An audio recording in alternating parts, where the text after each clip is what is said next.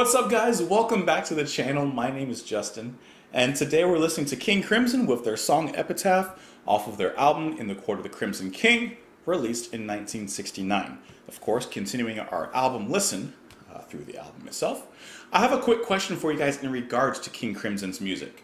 Obviously, here on the channel, I have to cut out the song just due to copyright. It's unfortunate, but it's a necessary evil.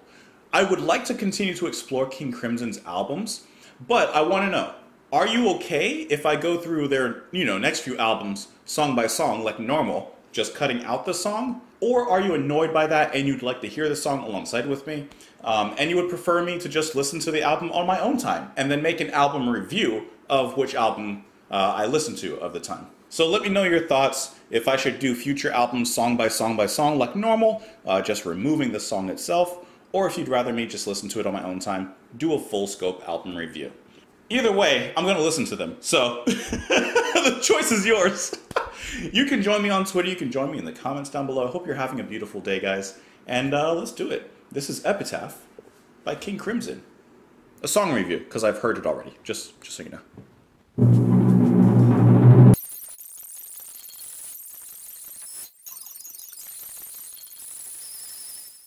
Let's call Epitaph by King Crimson what it is.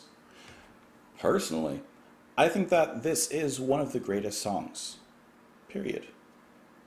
Yes, in the progressive rock genre, yes, probably out of King Crimson's discography.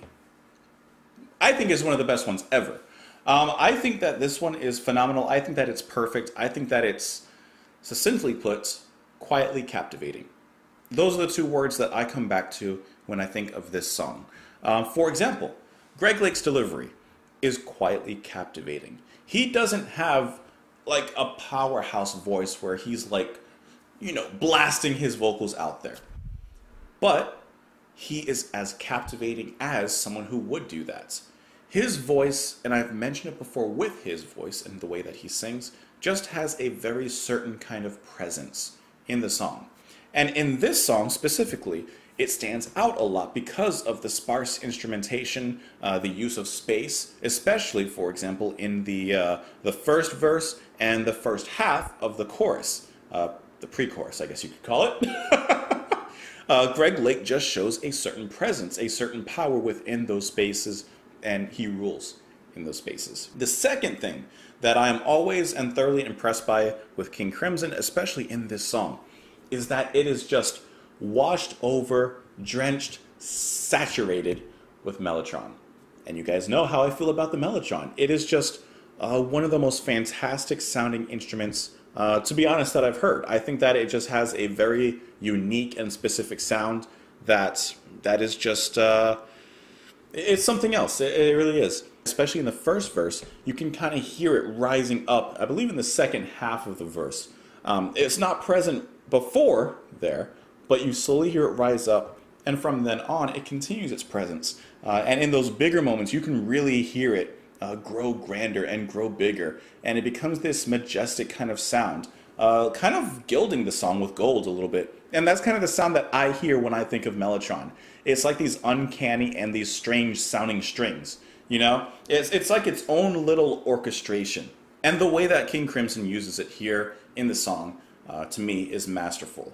Getting back to the spacing in the song, once again, the song is very, very well produced. Every single member and every single bit of instrumentation in the song really stands out. There's nothing that gets lost, but there is a lot of subtlety in here as well. For example, near the ending part, before it gets into the last chorus and that last send-off, which is just beautiful, you can hear some piano in there, which isn't as apparent in a song like this, but it's there.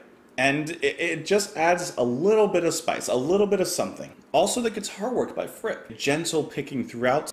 And then there's a few moments where we get this like dramatic strike where he's like, boom. And it kind of reminds me of like bells ringing, that same kind of sound, that alarming kind of tone. The guitar especially is so beautiful in that second verse as everything is picking up.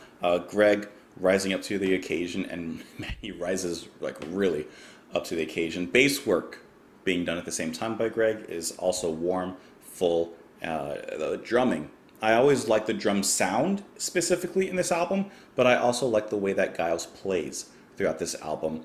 There were some triplets on the kicks going on a little bit later on as the song continued to build up. I really just think that this is just, I think that this is a very unique song. And honestly, thinking about this song, I would love to hear modern bands, modern artists covering this song, because I feel like this song has a specific formula that could be like changed. People could put their own style on it and kind of expand on it. On a jazz scene, in a metal scene. I mean, there's ways you can play with this in a classical music scene, of which, of course, you know, King Crimson is drawn from. But I digress. And then getting to the lyrics here, the wall on which the prophets wrote is cracking at the seams. Upon the instruments of death, the sunlight brightly gleams. When every man is torn apart with nightmares and with dreams, will no one lay the laurel wreath when silence drowns the screams? Well, Epitaph, something that's written on a gravestone, so the song immediately, by that and by the lyrics, give me the idea of death. The last two lines in the verse, will no one lay the laurel wreath where silence drowns the screams. So screams, there were people. Silence, the people are dead.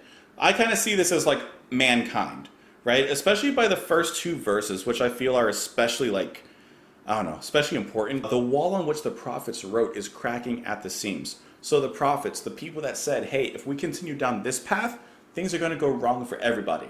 And the prophets wrote that. They wrote it for everyone to see. You know, you could say the scientists, they wrote certain things down for people to see. For a modern example, you could talk about, like, you know, global warming, something like that, something that people are made aware of.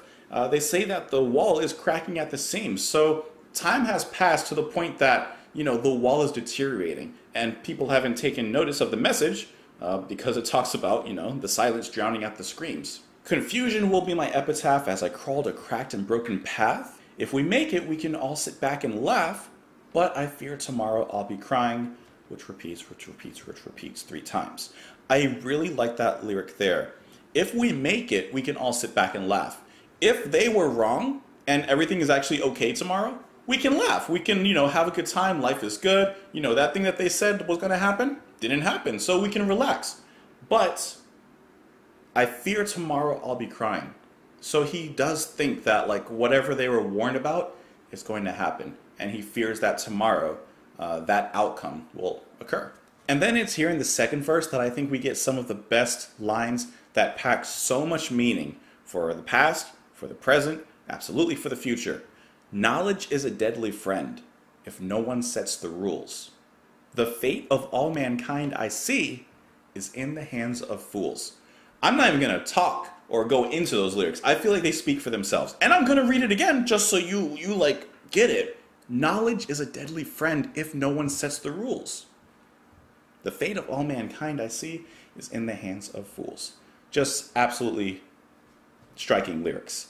This is an amazing song. This is possibly and probably my favorite song on the album. I would love to know what you guys thought, though. You can join me on Twitter. You can join me in the comments down below. I hope you're having a beautiful day. I'll talk to you tomorrow. Bye.